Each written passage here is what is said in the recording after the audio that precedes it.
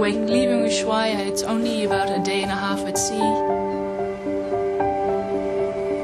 The next morning, the guests wake up and they're in Antarctica. It feels every time like you're going somewhere special.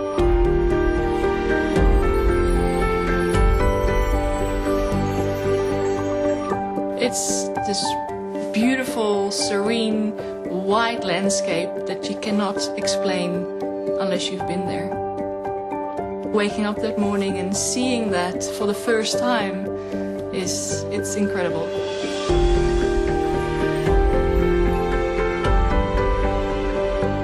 My name is Jarda Versleut and on board I work as the assistant expedition leader for the Seabourn Quest.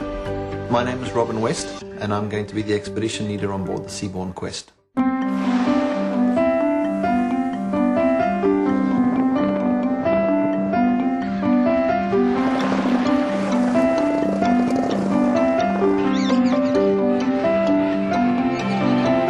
The expedition team on board the Seabourn ship consists of about 14 staff in total.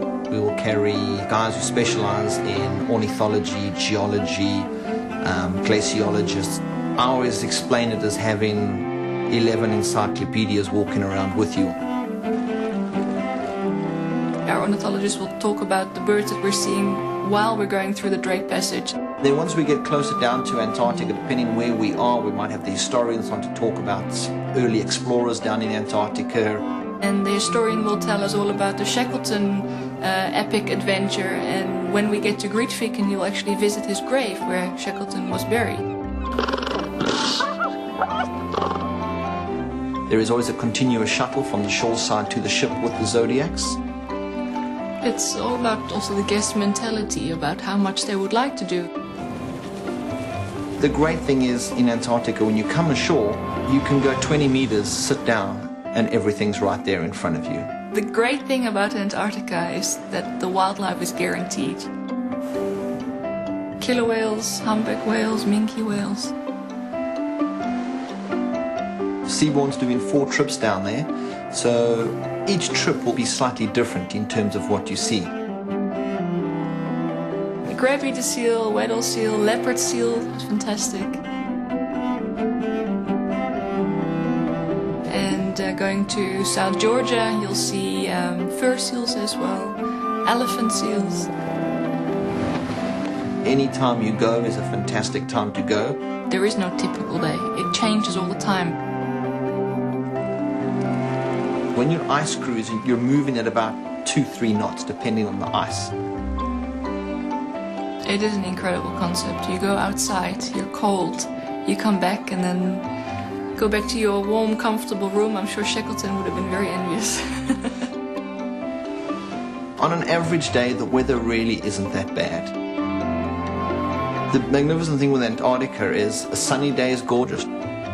After all this summer in Antarctica, and I think I've been colder in Scotland on a trip when it's wet cold than ever in Antarctica.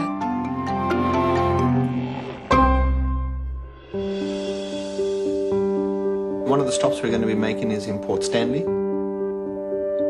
The Falklands in general is a wonderful place for wildlife as well, and you get extra species of penguins like the rockhopper, the king penguin and the Magellanic penguin. The island itself is gorgeous.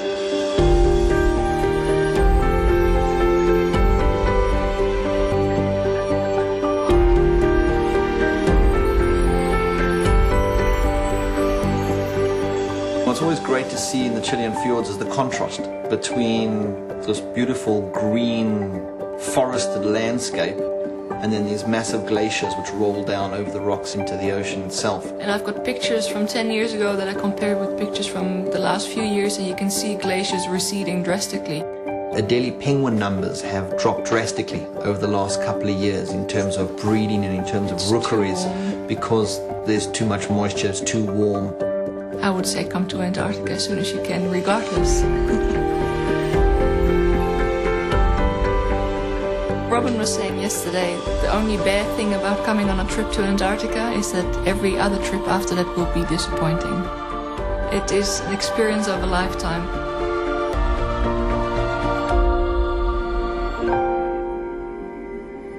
It's incredible to be out on glaciers, see penguins, see whales, and then in the evening come back, glass of champagne, dress, and enjoy the luxuries of the ship. It is, like Yara said, something Shackleton, I'm sure, would have been very interested in.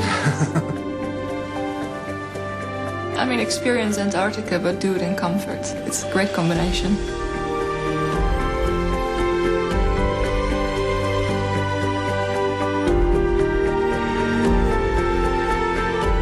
You get there in the morning, you sail away, you feel like you're the only person in Antarctica.